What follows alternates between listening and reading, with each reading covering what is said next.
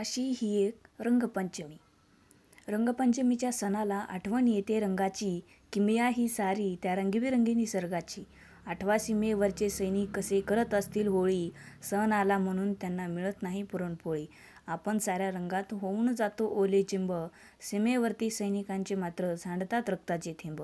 रंगपंचमीच्या सणाला सगळे रंग तुम्ही खेळा, रंगांची उधळण करा पण पाण्याचा अपव्यय टाळा.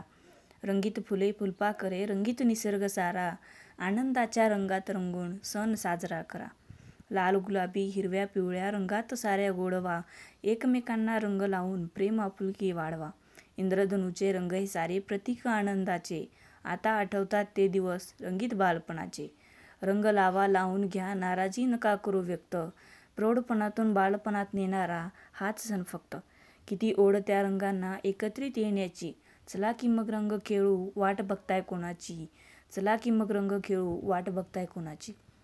माझी ही छोटीशी कविता जर तुम्हाला आवडली तर नक्कीच लाईक करा, शेअर करा आणि चॅनलला सबस्क्राईब करा. धन्यवाद.